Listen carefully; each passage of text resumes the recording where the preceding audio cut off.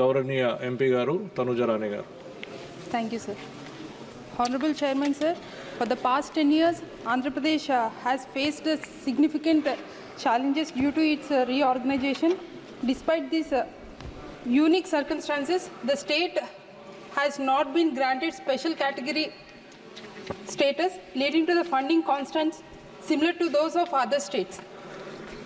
The lack of special category status has significant repercussions on the various sectors, particularly the education sector. The Andhra Pradesh has had divert resources towards building basic infrastructures, leaving the limited funds to the development of education. Establishing schools, providing quality education, and integrating modern teaching technologies required substantial investments, which is correct. Funding model does not adequate support, sir.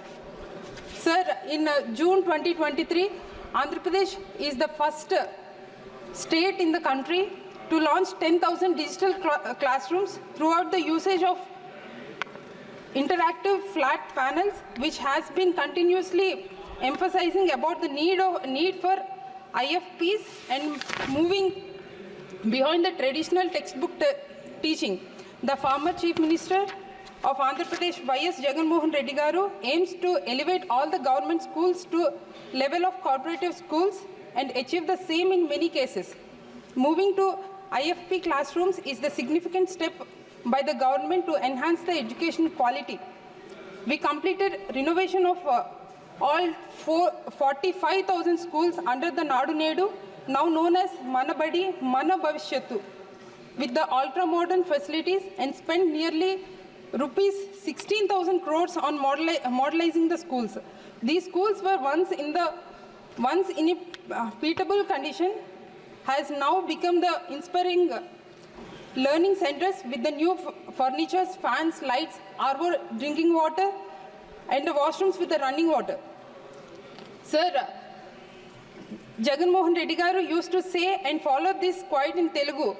ఒక దీపం గదికి మాత్రమే వెలుగునిస్తుంది, కానీ చదువు అనే దీపం ఒక కుటుంబానికి, సమాజానికి వెలుగునిస్తుంది. విచ్ సేస్ एक दीप अंधकार में एक कमरे को रोशनी देते हैं, लेकिन शिक्षा वो दीप है जो परिवार और पूरा समाज को रोशनी ला सकते हैं.